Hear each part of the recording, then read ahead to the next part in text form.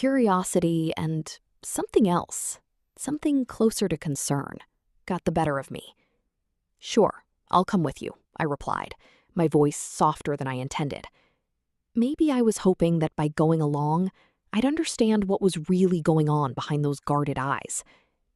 His expression softened, just a fraction, as if my agreement had relieved a burden. He nodded and then turned away to grab his coat, slipping it on with a quick, decisive motion. I followed suit, heading back to my room to change into something more suitable for a night out. When I returned, Mike was waiting in the hallway, his coat already buttoned up, adjusting the collar. The rain drummed against the windows, a steady rhythm that filled the silence between us.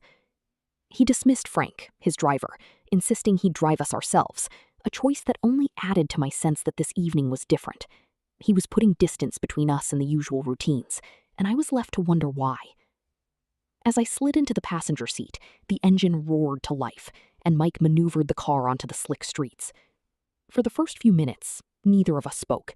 He kept his eyes fixed on the road, his grip on the wheel tight, as if the act of driving was the only thing holding him together. I watched him from the corner of my eye, sensing the weight of whatever he wasn't saying, knowing that tonight was more than just a business meeting. It was the prelude to something unspoken. When we finally arrived at the bar, it was exactly what I had imagined one of Mike's establishments would look like. Chic, with dark wood accents, low lighting, and a refined atmosphere. The crowd was upscale, the kind of place where people dressed to impress.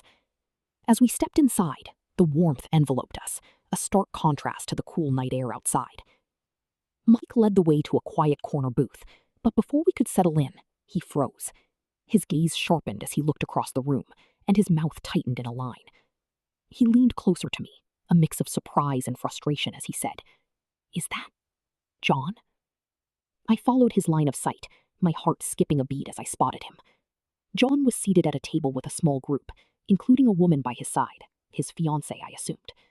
She was laughing at something one of their friends said, her hand lightly resting on John's arm.